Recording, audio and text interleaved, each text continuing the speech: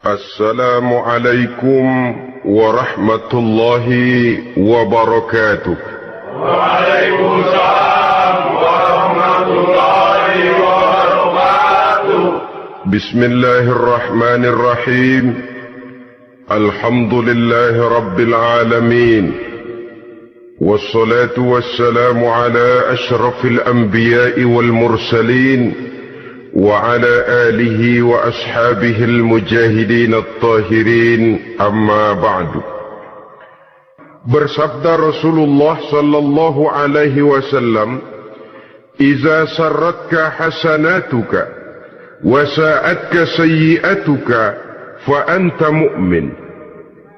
Apabila perbuatanmu yang baik menyebabkan engkau bahagia, apabila perbuatanmu yang baik menyebabkan engkau gembira, dan perbuatanmu yang jahat menyebabkan engkau jadi susah, itulah tanda bahwa di hatimu masih ada iman. Artinya, belum tentu orang yang berbuat baik merasa bahagia dengan kebaikan yang dikerjakannya. Dan tidak selamanya orang yang berbuat jahat sanggup menyesali perbuatan jahatnya. Oleh karenanya, apabila iman masih ada, apabila hati masih hidup, perbuatan yang baik menyebabkan orang gembira, perbuatan yang jahat menyebabkan orang susah dan gelisah hatinya. Ini mengandung pelajaran. Sekali kita berbuat baik, jangan sekali-kali menyesali kebaikan itu. Sebaliknya, satu kali kita melakukan kesalahan, hendaknya selalu menyesalinya. Kadang-kadang dalam kehidupan, karena orang tempat kita berbuat baik itu rupanya membalas air susu dengan air tuba, kita lalu menyesali kebaikan. Lahirlah kata-kata, "Nyesal saya nolong dia." Ibarat pepatah katanya, nolong anjing kejepit. Waktu kejepit setengah mati kita tolongin, begitu selesai dia dari kejepitnya malah kita digigitnya. Saudara hadirin yang saya muliakan, dalam kehidupan sehari-hari barangkali ini kena filsafat yang disebut dorong mobil mogok. Ketika mobil mogok setengah mati kita dorong, begitu mesin hidup ditinggalkannya kita di belakang. Sesungguhnya perbuatan kita yang baik tidak harus disesali, karena disesali atau tidak, toh perbuatan itu sudah kita lakukan. Dan penyesalan atas segala kebaikan hanya akan mengurangi nilai pahala kebaikan itu sendiri. Berbahagialah apabila berbuat baik, walaupun orang yang kita melakukan kebaikan membalasnya dengan kejahatan. Menyesalah apabila berbuat kesalahan, apabila melakukan dosa, karena itu pertanda nilai iman yang masih hidup dalam jiwa kita. Saudara-saudara kaum muslimin yang berbahagia, jadi sungguh pun pahala dan dosa sesuatu yang abstrak, efeknya jelas dia mendatangkan kebahagiaan atau membawa kepada kegelisahan batin di dalam kehidupan manusia. Orang di zaman materialis kurang terangsang berbuat pahala dan terdorong melakukan dosa. Kenapa? Karena pahala tidak kelihatan, dosa tidak nampak. Kalau pahala kelihatan, barangkali enggak kuat kita mikul pahala.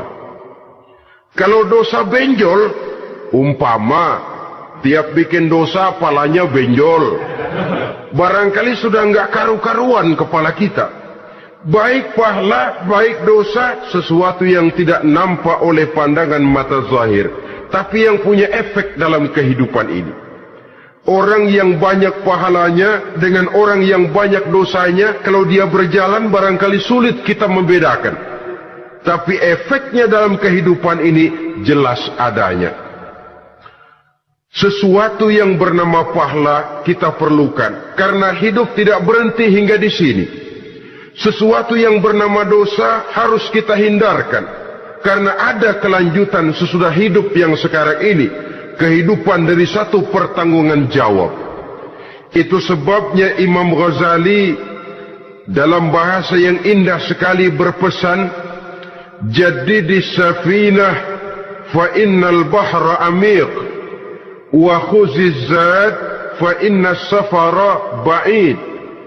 Perbarui selalu kapalmu, rawat, jaga baik-baik, dandani kapalmu, fa innal bahra amiq, karena sesungguhnya lautan ini sangat dalam.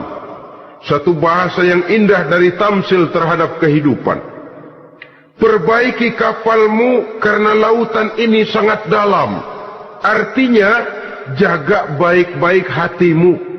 Pelihara iman dan keyakinanmu, karena hidup ini bagaikan gelombang lautan. Tempo-tempo air tenang, tempo-tempo ombak menggila dan menggunung. Jaga iman baik-baik karena hidup penuh dengan cobaan dan ujian. Itu maksudnya. Wa khuziz zad fa inna safara ba'id.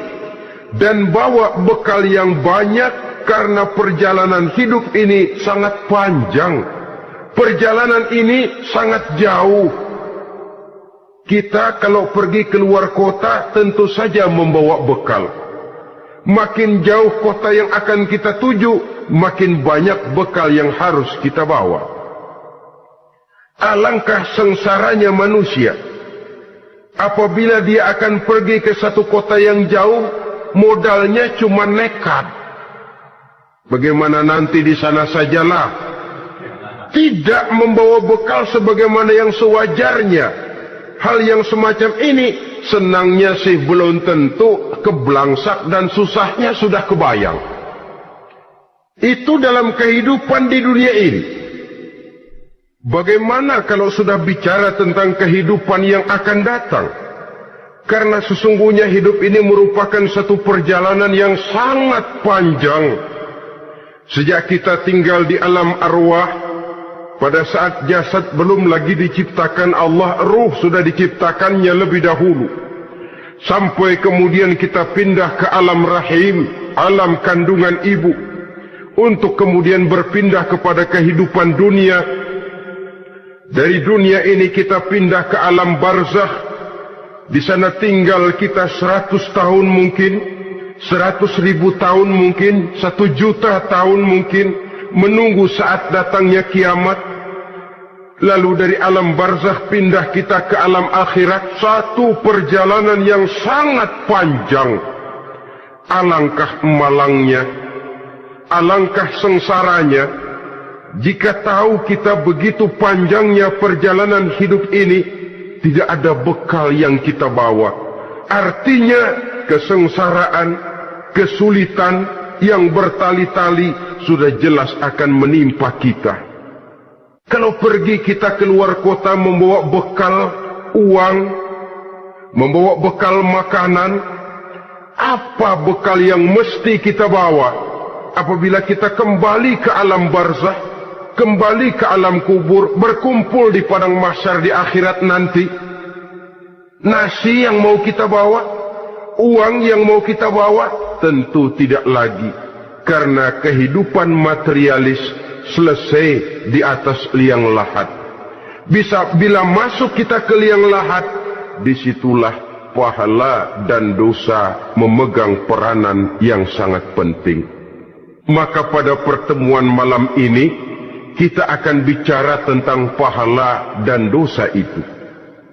Saudara-saudara kaum muslimin rahimakumullah, yang dinamakan pahala, kata Imam Ali Al-Jurjani dalam kitab At-Ta'rifatnya, ma yastahiqqu bihi ar-rahmatu wal maghfiratu minallahi ta'ala. Sesuatu yang pelaksananya berhak untuk mendapat rahmah dan ampunan dari Allah.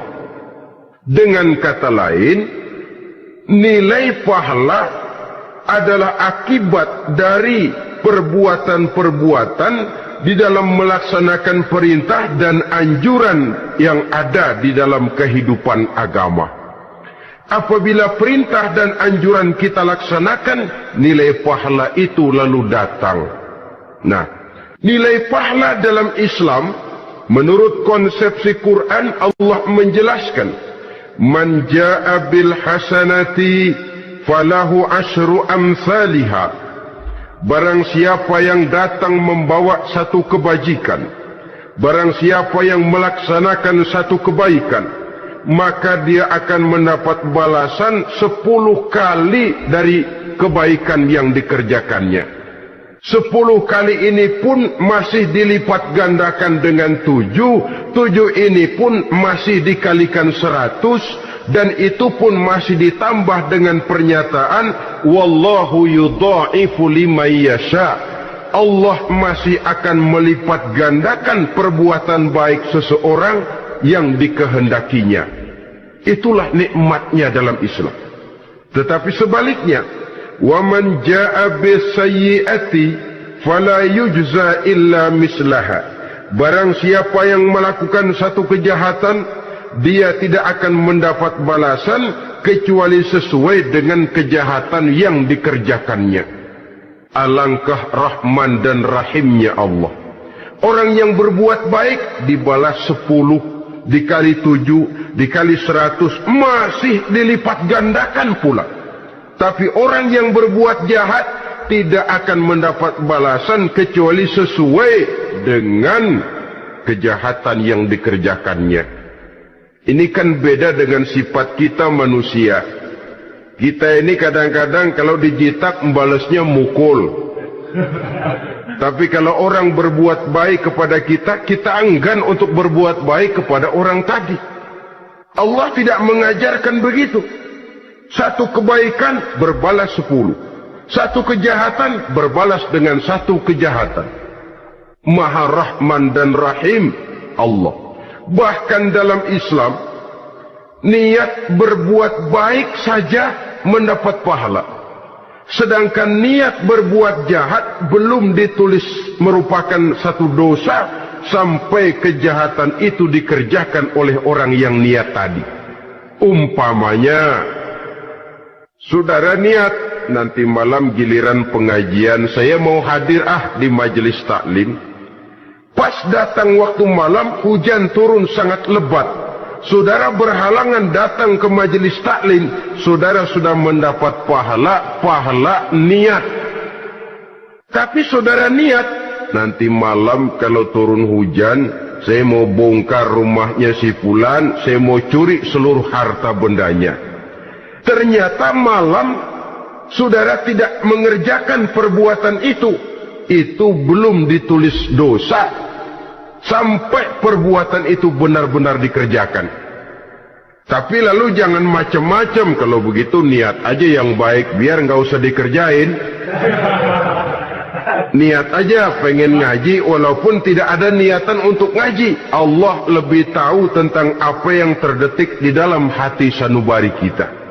Itulah sebabnya sangat dianjurkan orang untuk melakukan segala macam kebajikan, dan dianjurkan orang menjauhkan segala macam bentuk kejahatan, karena dia akan berefek melahirkan dosa dan pahala.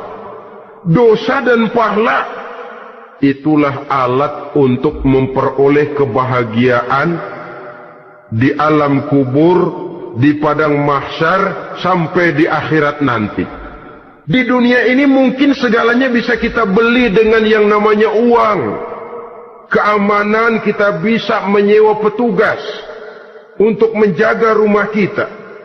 Kendaraan yang mewah bisa kita beli. Udara yang sejuk bisa kita ciptakan. Siapa banyak uang, dia raja. Mungkin itu di dunia. Tapi bisa apa uang kalau kita sudah masuk ke alam kubur? Bisakah munkar nakir kita sogok? Udah karkir, jangan nanya nih, cepet.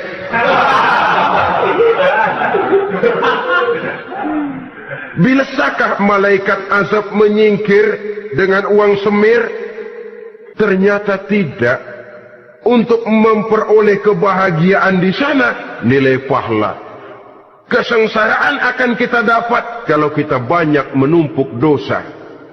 Oleh karena itu jangan beranggapan, pahala nggak kelihatan, dosa juga nggak kelihatan, biarin saja.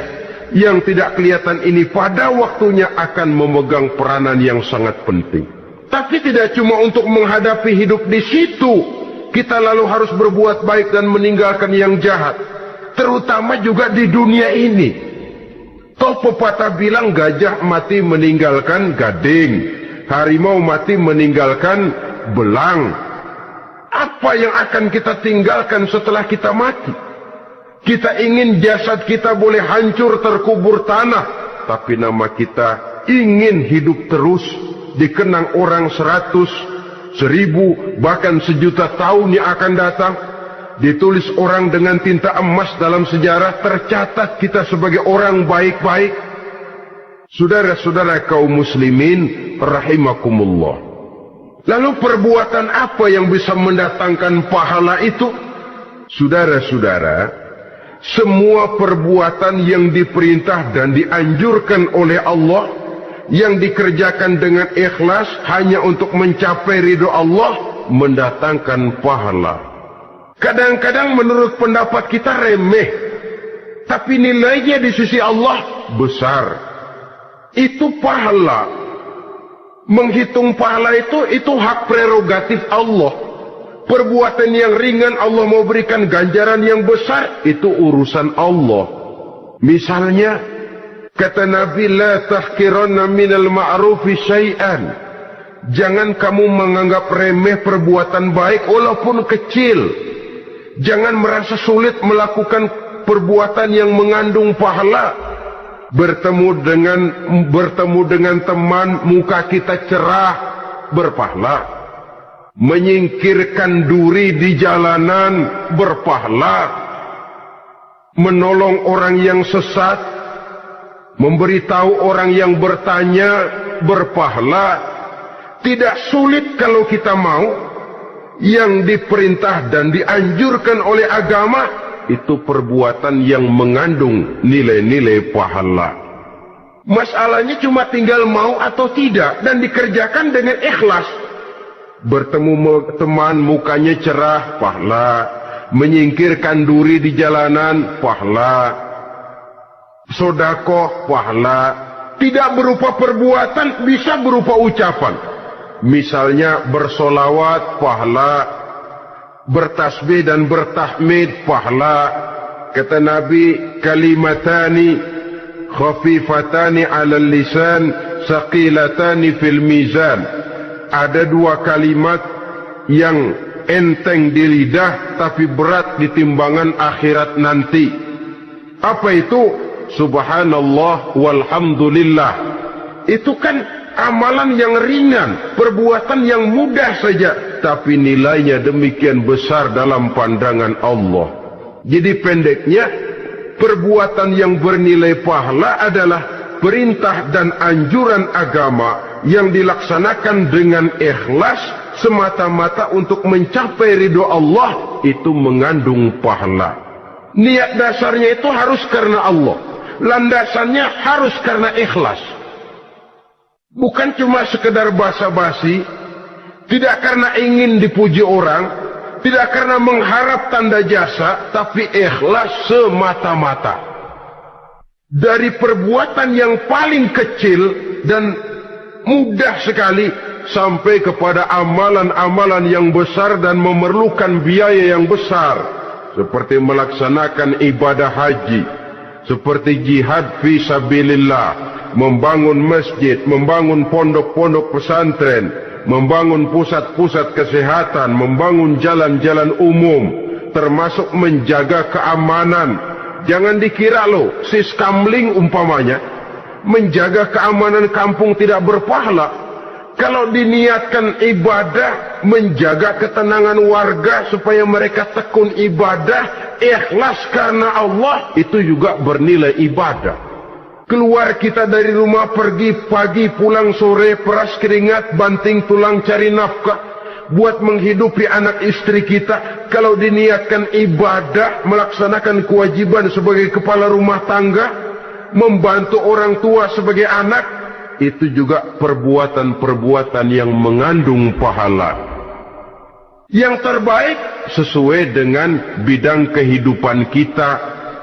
Ada orang yang dinamakan abid, ahli ibadah, pahala yang paling baik bagi dia, banyak-banyak tahajud, sembahyang malam, wirid, zikir, tasbih. Ada yang dinamakan orang alim, pahala yang paling baik buat orang macam ini? Mengajar, menyebarkan ilmu, mendakwahkan Islam. Ada yang disebut wali, pejabat pemerintah, petugas. Amalan pahala yang paling baik buat orang semacam ini melayani masyarakat, bekerja di bidangnya sesuai dengan profesinya. Saudara hadirin yang saya hormati, jadi dengan demikian perbuatan-perbuatan yang mengandung nilai-nilai pahala ini bisa perbuatan yang menurut kita kecil namun punya nilai besar, apalagi perbuatan besar dengan biaya yang besar, tentu makin besar juga pahala yang disediakan oleh Allah Subhanahu wa taala. Oleh karenanya, kalau kita bercermin dari ayat Quran, hidup ini kesempatan untuk berbuat baik. Huwallazi khalaqal mauta wal hayata liyabluwakum ayyukum ahsanu amala. Dialah Allah Tuhan yang telah memberikan hidup dan mati kepadamu untuk menguji kamu siapa di antara kamu yang paling baik amal perbuatannya. Jadi tidak saya rinci, tapi cukuplah satu penjelasan global. Perbuatan yang berpahala adalah perbuatan melaksanakan perintah Allah atau anjuran Allah dengan dasar ikhlas, dengan tujuan untuk mencapai ridho Allah semata-mata. Lalu apa perbuatan yang mengakibatkan dosa itu? Saudara-saudara, dosa lahir akibat melakukan larangan Allah atau mengerjakan yang dicelaknya. Nah, para ulama ada yang membagi dosa itu menjadi dua bagian. Ada dosa-dosa kecil, ada dosa-dosa besar. Tetapi sebenarnya ditinjau dari segi hakikatnya, kalau sudah melakukan satu kesalahan yang mengakibatkan dosa, jangan dilihat besar dan kecilnya, tapi kepada siapa dosa itu kita kerjakan. Sebab kalau dosa kita anggap satu yang kecil, orang akan terangsang untuk mengerjakan yang kecil-kecil saja. Sehingga dengan demikian, yang kecil pun akan menjadi besar kalau ditumpuk-tumpuk. Sedangkan yang besar bisa saja menjadi kecil kalau selalu diiringi dengan permohonan ampun kepada Allah. Itu sebabnya para ulama sufi, orang-orang tasawuf mengatakan la saghair ma'al istimrar wala kabair ma'al istighfar. Tidak ada dosa yang kecil kalau dikerjakan terus-menerus, dan tidak ada dosa yang besar kalau digempur tiap saat dengan perbuatan istighfar atau memohon ampun kepada Allah Subhanahu wa taala. Cuma saja pada umumnya, karena dosa-dosa kecil itu lebih mudah taubatnya, dan ada janji Nabi, barang siapa yang meninggalkan dosa-dosa besar akan diampuni dosa-dosanya yang kecil-kecil. Oleh karena itu, pada kesempatan ini kita akan juga bicarakan apa saja yang termasuk klasifikasi dosa-dosa besar, dengan harapan kita bisa menjaga diri, menyelamatkan diri, jangan sampai terjatuh ke dalam dosa-dosa yang besar tadi. Tetapi bukan berarti kita harus terangsang melakukan dosa-dosa yang kecil. Ah, biarin kecil ini, tobatnya gampang. Ah, dosa kelas teri. Ah, dosa itu kan tidak kelihatan. Lalu terangsang melakukan perbuatan dosa-dosa walaupun kecil, kalau berlarut terus-menerus dia akan tumbuh menjadi dosa yang besar. Oleh karenanya, jangan sampai mengundang pengertian kalau kita membicarakan dosa-dosa yang besar lalu terangsang melakukan dosa-dosa yang kecil. Karena bagaimanapun juga dosa kecil dan dosa besar sama dalam arti kepada Allah kita melakukan kesalahan. Dan dosa yang kecil pun kalau bertumpuk, dia akan menjadi banyak. Saudara-saudara kaum muslimin rahimakumullah, ada beberapa jenis dosa-dosa besar. Jenis yang pertama, asyirku billah, syirik atau menyekutukan Allah. Dari sekian deretan dosa-dosa besar, syirik ini merupakan bapak moyangnya dosa. Dedengkotnya dosa itu syirik, menyekutukan Allah. Bahkan dosa yang lain Allah masih mau mengampuni. Tapi kalau sudah syirik, menyekutukan Allah, itu sudah satu dosa yang tidak berampun sama sekali. Oleh karena itu tepat pesan Imam Ghazali tadi. Jadi di safinah fa innal bahra amik. Jaga iman, pelihara akidah, dandani kapal. Karena hidup ini gelombang lautan sangat dalam, hidup banyak cobaan. Di dalam hidup di zaman sekarang ini, saudara bisa perhatikan, di mana tensi ekonomi tinggi, lapangan kerja sulit, persaingan hidup makin tajam, sifat egois dan individualis tumbuh di mana-mana, rasa solidaritas sosial menurun, sifat gotong royong musnah, orang mudah potong kompas, potong jalan, ingin cepat kaya, ingin cepat naik pangkat, ingin dapat kedudukan. Kadang-kadang akidah pun terjual, akidah pun musnah, jatuh ke jurang syirik pun tidak jadi soal. Itu yang kita khawatirkan. Kalau dosa-dosa yang lain Allah masih mau mengampuni, tapi kalau sudah jatuh kepada syirik, Allah sama sekali tidak akan memberikan ampun. Dalam kaitan dengan ini barangkali tepat sinyalemen Imam Ali itu. Andai kata kemiskinan merupakan satu kepribadian, saya akan membunuhnya lebih dahulu. Artinya memang kemiskinan ini sering mendorong orang kepada jurang kemusyrikan. Tidak tahan menghadapi godaan perut akibat tensi ekonomi yang tinggi, lapangan kerja yang sulit. Iman pun jadilah ditukar dengan 3 liter beras. Akidah pun jadilah dibarter dengan 3 bungkus supermi, dengan pakaian bekas, dengan obat-obatan. Tidak jadi soal baginya mengejar kebahagiaan yang relatif singkat dengan mengorbankan kebahagiaan yang abadi. Persis ibarat pepatah, nyari jarum kampak hilang. Mencari sesuatu yang kecil, yang besar jadi sia-sia. Membela perut, mengorbankan akidah. Na'udzubillah summa na'udzubillah. Saudara-saudara kaum muslimin rahimakumullah. Ini fakta, ini kenyataan, dan hal semacam ini tidak bisa diatasi cuma dengan ceramah, simposium, diskusi, seminar. Apalagi Nabi berpesan, solahu ummati bil ilmi wal mal. Umatku hanya bisa menjadi baik akidahnya dengan ilmu dan harta. Itu bahasa Nabi. Kalau bahasa kita sekarang, dengan ekonomi dan pendidikan. Ilmu, pendidikan, ekonomi, harta. Tanpa itu sangat besar kemungkinan kita bisa menjual akidah terjerumus di lembah kemusyrikan. Maka terutama kepada saudara-saudara saya, muslimin yang terpencil jauh dari kota-kota besar, yang kadang dalam kehidupan seharinya imannya sering digoda oleh supermi, akidahnya sering ditantang oleh pembagian beras, pakaian-pakaian bekas, obat-obatan dan sebagainya. Jaga dan bentengi akidah kita.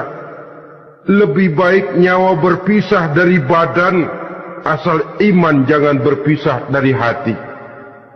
Kepada adik-adik saya para remaja, para pemuda di kota-kota besar yang iman dan akidahnya sering ditantang dengan minuman-minuman keras, fasilitas-fasilitas yang menghanyutkan, yang secara terarah dan praktis sedikit demi sedikit menggiring kita untuk keluar dari nilai-nilai akidah.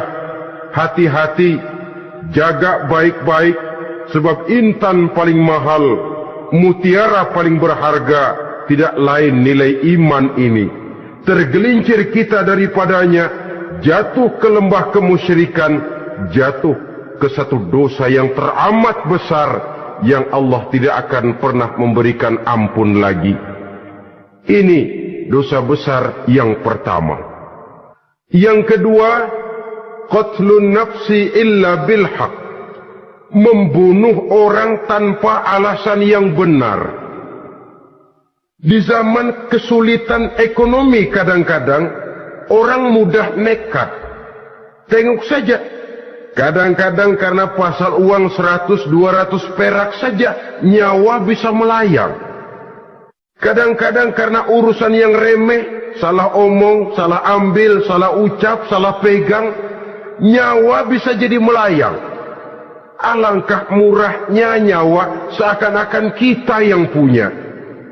Padahal nyawa itu hak milik Allah. Tidak pantas kita merampasnya, tidak pantas kita menghilangkannya dari jasad seseorang. Oleh karenanya, membunuh orang merupakan satu dosa yang sangat besar. Jangankan kepada orang yang seakidah, orang yang lain akidah saja pun, kalau dia hidup berdamai, rukun, berdampingan, kita harus melindungi. Apatah lagi teman seakidah sendiri. Saudara-saudara kaum muslimin rahimakumullah, pantas kalau Nabi menyatakan apabila dua orang Islam sudah saling berkelahi, berbunuh-bunuhan, al-qatil wal maqtul finnar, yang membunuh dan yang dibunuh dua-duanya sama-sama masuk neraka. Sahabat heran, ya Rasul, kalau yang membunuh masuk neraka sih wajar, tapi yang terbunuh kok neraka juga, kenapa? Kata Rasul, sebenarnya dia juga cuma sudah niat untuk membunuh, cuma keduluan saja. Andai kata dia tidak terbunuh, tentu dia yang akan membunuh. Saudara-saudara kaum muslimin rahimakumullah, Islam sesuai dengan namanya adalah agama damai. Kita tidak boleh mencari-cari musuh, walaupun tidak boleh lari kalau bertemu musuh. Oleh karenanya, pantang seorang muslim menimbulkan benih keonaran menjadi biang kerok buat lingkungannya. Sesuai dengan namanya, seorang muslim adalah seorang yang dalam hidup senantiasa berusaha menebarkan salam, menebarkan kedamaian, ketenangan dan ketentraman. Dengan prinsip musuh jangan dicari, bertemu pun jangan lari. Yang ketiga, termasuk dalam kelompok dosa besar ini, syurbul khamr, meminum minuman keras. Termasuk di dalam kata khamr ini ganja, morfin, narkotik. Sebab apa? Jenis minuman semacam itu tidak hanya merusak keadaan sekarang, tapi sekaligus merusak kehidupan yang akan datang. Kalau itu jatuh di tangan generasi muda, artinya kan merusak kehidupan masa depan daripada suatu bangsa. Karena apa? Remaja dan pemuda merupakan bentuk miniatur daripada kehidupan bangsa. Akan bagaimana warna umat Islam di Indonesia, bahkan akan bagaimana warna Indonesia 30, 40, 50 tahun yang akan datang, remaja sekarang jawabannya. Kalau remaja kita sekarang ini kerjanya cuma bisa nyekek botol, insya Allah bangsa Indonesia 30-40 tahun yang akan datang akan tumbuh menjadi bangsa teler. Tidak banyak yang bisa kita harapkan. Remaja adalah gambaran masa depan dari satu bangsa, dari satu umat. Dan remaja itu di dalam dirinya secara fitrah terkumpul semua bakat, terdapat semua kemungkinan. Kita ini lahir membawa sifat pemimpin, tapi juga membawa sifat pengacau.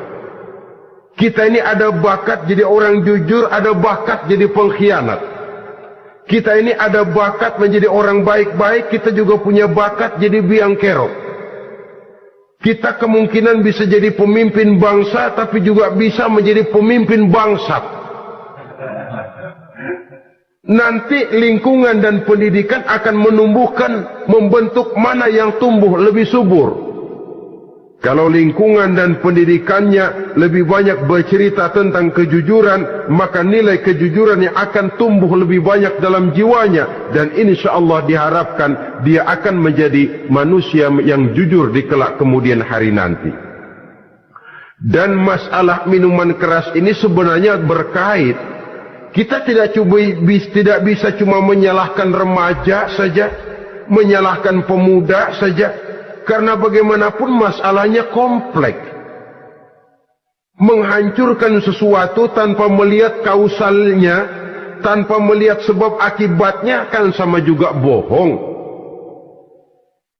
Kemungkinan karena broken home, kemungkinan karena pergaulan, kemungkinan karena kurang perhatian orang tua, kemungkinan karena akibat bacaan, tontonan, atau fasilitas berupa dibukanya pabrik-pabrik minuman keras, dijualnya minuman-minuman keras di warung-warung yang remang-remang, yang memberikan kenikmatan, kebahagiaan dan kebanggaan tersendiri, sehingga akhirnya orang terangsang untuk datang dan minum di sana.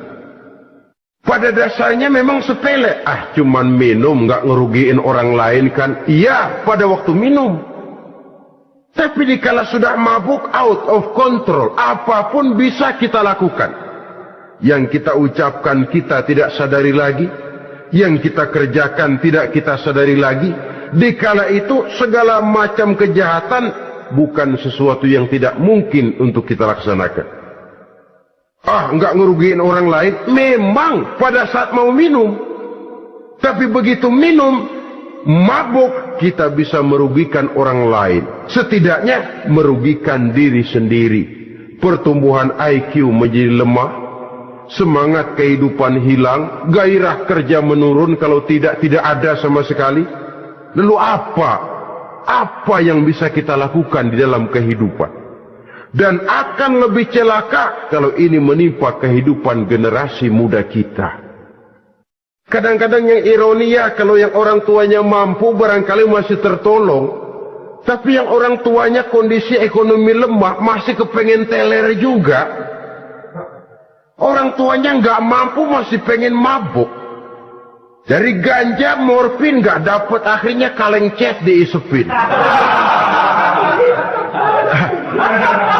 Yang penting kan bisa teler, mendatangkan satu kebahagiaan tersendiri. Itu sebabnya memang satu kejahatan menurut teori polisi ya, hanya bisa terjadi karena faktor N dan K, niat dan kesempatan. Niat ada, kesempatan ada, jadi orang jahat. Kurang salah satunya, biasanya kejahatan terbendung. Niat ada, kesempatan tidak ada, sulit berbuat jahat. Kesempatan ada, niat tidak ada, tidak mungkin orang jahat.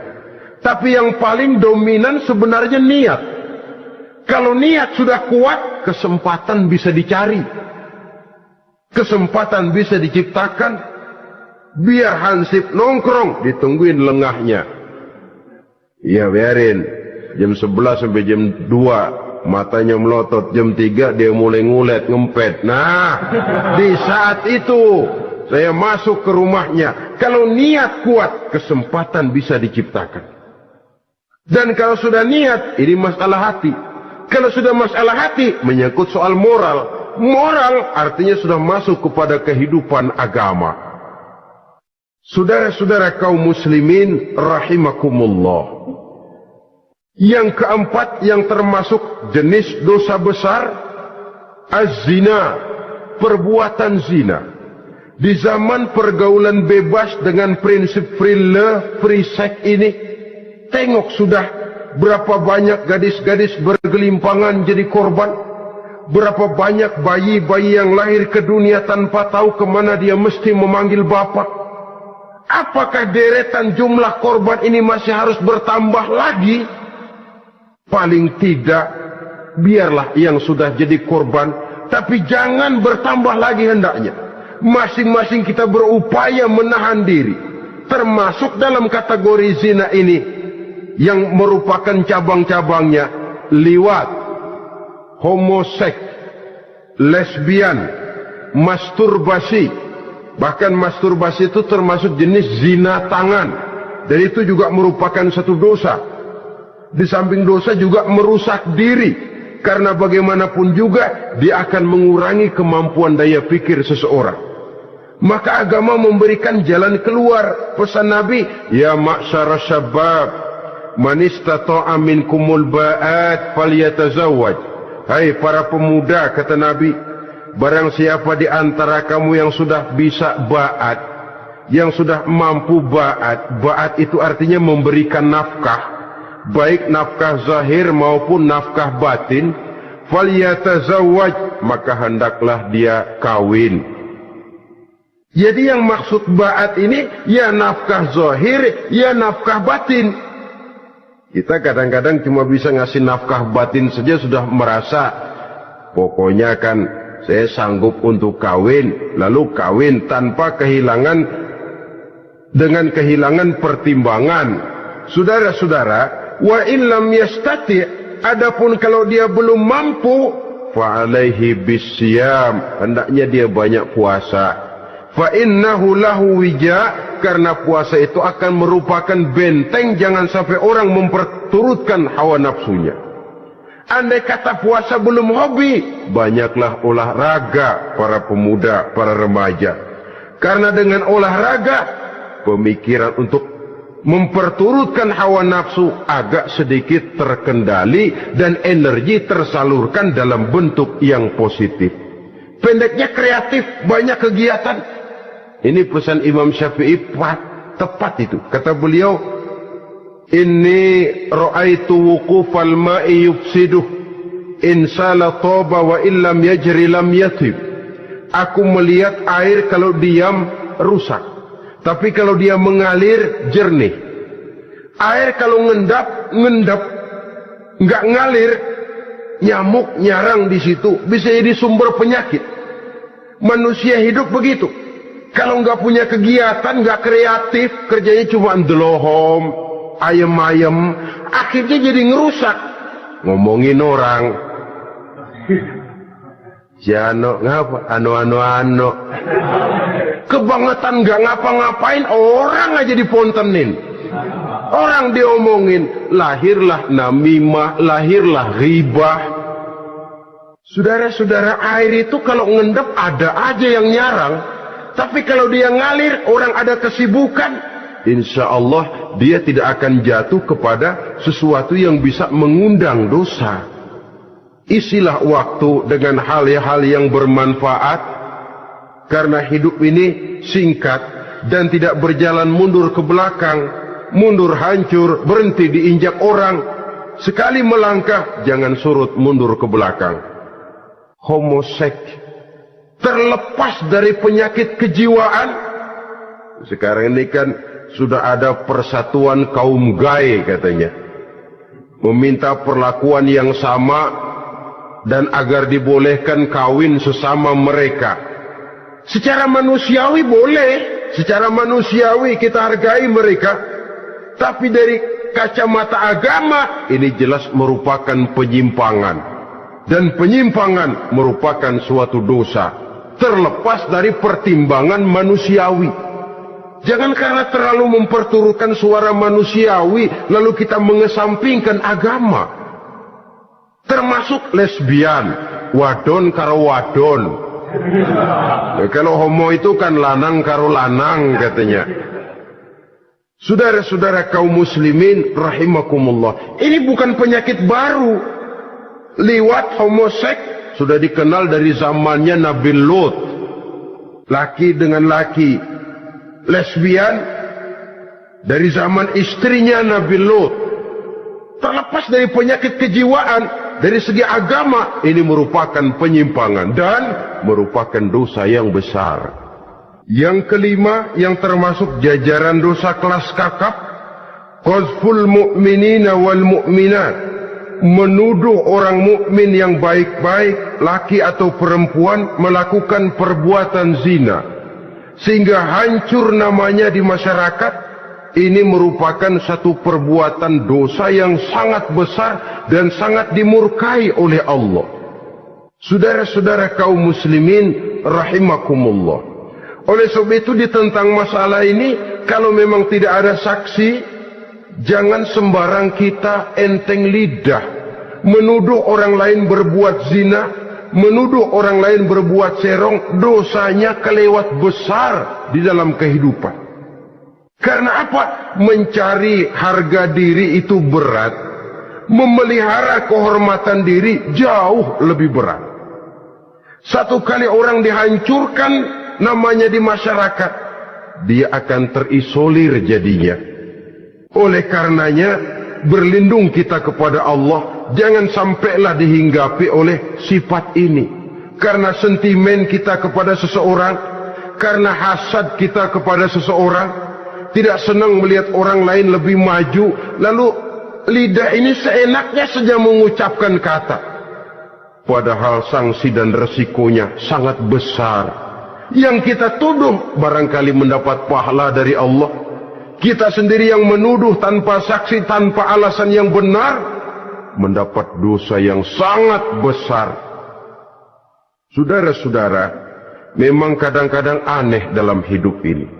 Seorang pelacur biasanya bisa menjaga mulutnya di masyarakat, kata-katanya baik, sopan. Kenapa? Karena mulut yang satu sudah tidak terjaga.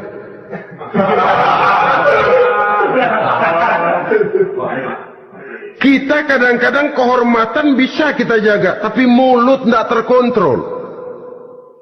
Ngomong saenake dhewe, bikin orang mangkel, kesal, fitnah sana, fitnah sini, menghancurkan nama baik orang, ngomongin yang macam-macam. Bagai-bagai macamlah caranya. Saudara-saudara kaum muslimin yang berbahagia.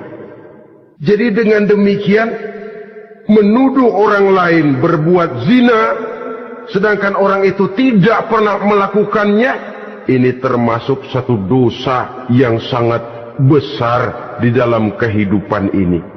Yang keenam, al-'aqu bil walidain, durhaka kepada ibu bapak.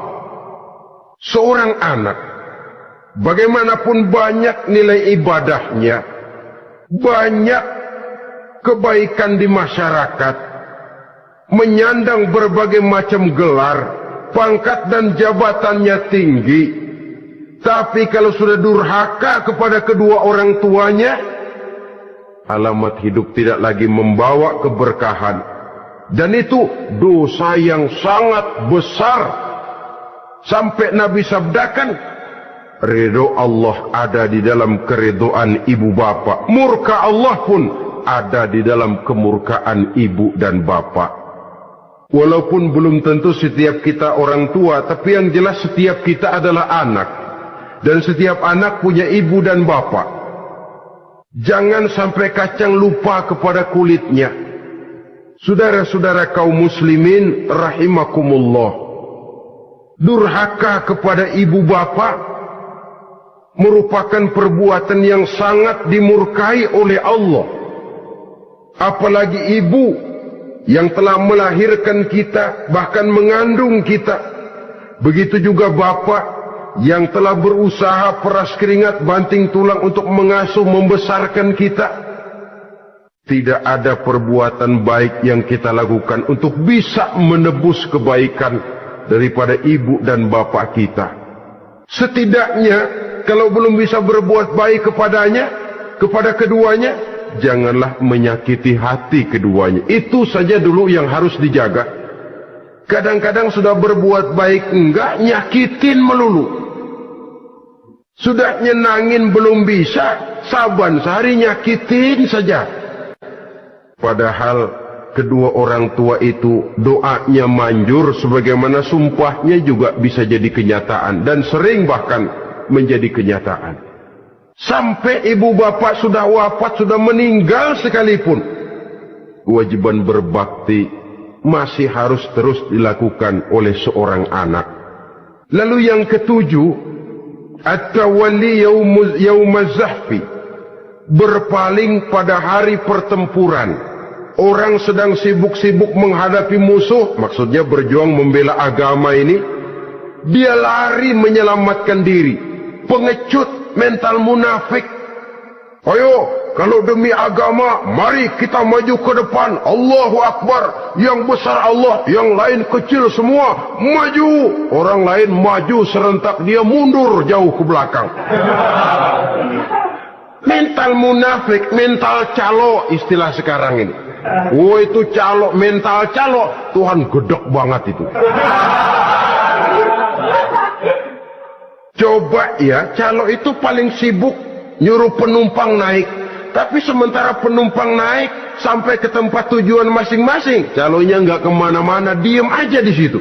Cuma orang aja disuruh naik. Saudara-saudara, kerja bakti, orang turun ke comberan, dia naik ke tempat tidur. Mundur di hari pertempuran, menyebabkan orang lain gugur, dia sendiri menyelamatkan diri. Mental pengecut, mental munafik, itu merupakan dosa yang sangat besar. Saudara-saudara kaum muslimin rahimakumullah, itu sebabnya agama itu memerlukan keberanian, memang, tapi bukan keberanian yang tanpa perhitungan. Sebab berani tanpa berhitung namanya berani babi. Kita berani kalau benar, kita harus takut kalau salah. Jangan dibalik. Salah berani, nekat namanya. Benar takut, pengecut namanya. Orang yang pengecut adalah orang yang takut membela kebenaran. Orang yang nekat sesungguhnya udah salah nggak malu lagi. Udah salah, nekat lagi. Merasa rugi berbuat kebaikan, puas kalau berbuat kejahatan. Padahal Nabi pesan, siapa yang berbuat dosa sambil tertawa, nanti dia akan masuk neraka sambil menangis. Karena itu, dipesan pula di dunia ini, sering-seringlah mencuci mukamu dengan air mata taubat. Cuci lidahmu dengan zikir kepada Allah. Bersihkan hatimu dengan air ikhlas. Saudara-saudara kaum muslimin rahimakumullah, kan ada toh orang berbuat baik nggak gembira, tapi berbuat jahat malah puas.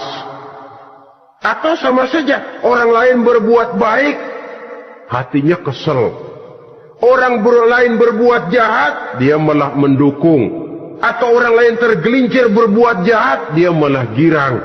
Ini kan tidak objektif. Karena yang berbuat baik, orang yang dia keselin, dia nggak seneng. Tetapi karena yang berbuat jahat, orang yang dia senengin, dibenerin juga. Itu nggak objektif namanya. Mundur di hari pertempuran pada saat saudara-saudara kita sedang menghadapi musuh, sikap pengecut yang sangat dibenci Allah. Yang kedelapan, termasuk kelompok dosa besar, aklu malil yatim, makan harta anak yatim. Kadang-kadang ada orang mengeksploitir loh nasib anak-anak yatim. Karena biasanya para dermawan peka kalau mendengar nasib yatim, memberikan santunan. Si yatim belum makan, yang ngurusin udah pada kenyang. Mengeksploitir, memakan harta anak yatim termasuk dosa yang sangat besar. Sehingga Nabi pesan, ana wa kafilul yatim kahataini yaumal qiyamah. Aku dan orang yang menyantuni anak yatim seperti dua jari ini di hari kiamat. Rumah yang paling dimuliakan Allah adalah rumah yang di dalamnya ada anak yatim yang hidupnya dihormati, hidupnya disantuni, keperluannya dicukupi. Maaf saja, tahap kita menyantuni anak yatim ini baru tahap setahun sekali. Kalau Muharram kita agungkanlah, kita besarkan. Lebaran yatim katanya. Kita kumpulkan dana, kita usap kepala yatim, kita kumpulkan beras, kita bagikan hari itu. Perkara bulan depan kelaparan, kita tutup kuping. Perkara bulan berikutnya dia kelaparan, kita masa bodoh. Bahwa di bulan Muharram kita santuni yatim piatu itu sudah baik. Tapi akan lebih baik lagi kalau kita sanggup menjadi bapa asuh mereka, memikirkan sekolah mereka, ada kontinuitas. Kalau mereka diasuh oleh orang lain, lalu bertukar agamanya, berpindah akidahnya, kita ngomel habis-habisan. Tapi kita ada kemampuan, kita tidak mau berbuat semacam itu. Ya sama juga bohong namanya. Saudara-saudara kaum muslimin rahimakumullah. Orang yang menyantuni yatim mendapat pahala besar. Tapi orang yang mengkorup harta anak yatim, dosanya juga sangat besar. Berhati-hatilah kalau kita diberikan kepercayaan oleh masyarakat untuk mengurus anak-anak yatim. Karena pahalanya besar, resikonya juga besar. Yang kesembilan, syahadatuz zur, sumpah palsu. Sebab sumpah palsu ini menggunakan nama Allah untuk sesuatu yang tidak benar. Nama kita saja dibawa untuk yang tidak benar, kita jengkel. Nama kita dipalsukan untuk sesuatu yang tidak baik, kita kadang-kadang jengkel. Tidak puas jengkel, menuntut melalui saluran hukum. Kenapa? Nama saya dicatut. Bagaimana lagi kalau nama Allah kita pakai untuk bersumpah, sumpahnya palsu, menguntungkan kita, merugikan orang lain, Allah murka betul. Maka sumpah palsu termasuk deretan dosa-dosa besar. Apalagi yang ke-10, aklur riba, makan riba alias renten. Ini kan yang cepat mendatangkan uang. Kadang-kadang kalau yang bikin riba itu orang awam barangkali, ya masih kita maklumi. Kadang-kadang penyakit ini datang menimpa mereka juga yang kita kenal kebaikannya. Bahkan suka datang ke musola, rajin ke masjid. Kadang-kadang riba masih dimakannya. Karena cara cari duit paling enak. Duit utuh, tambahnya terus masuk. Na'udzubillah summa na'udzubillah. Itu yang diibaratkan dalam perjalanan Mi'raj. Waktu Nabi diperlihatkan neraka. Orang perutnya sebesar rumah, dililit ular.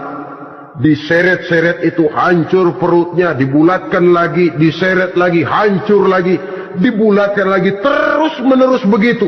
Dia berteriak, mengerang, mengeluh, mengaduh kesakitan. Nabi tanya, itu apa Jibril? Itu contoh dari umatmu yang suka makan riba Muhammad, makan renten. Saudara-saudara, ini kan mencekik leher orang. Orang sedang kesulitan, kelihatannya sih baik, menolong. Tapi di belakang menolong itu nyekek. Di belakang nolong itu nyekek. Dan nyekek itu sebenarnya tujuan utamanya. Orang yang menjalankan riba pada dasarnya tidak punya kemanusiaan kok. Kalau dia kelihatannya mau menolong, kelihatannya motifnya mencari untung di belakang itu. Jauh dari kemanusiaan. Yang ke-11, saudara-saudara, termasuk jajaran dosa besar itu qat'ur rahim, memutuskan silaturahmi. Marah, hobi sama marah. Kalau 3 hari nggak marahan sama orang, ngebet palanya. Selalu nyari gara-gara. Kalau udah marah berlaku perpanjangan waktu. Tahun, 2 tahun, kadang-kadang seumur hidup. Saudara hadirin yang saya muliakan. Apalagi mengurangi timbangan termasuk kelas dosa besar. Makan suap termasuk dosa besar. Semir menyemir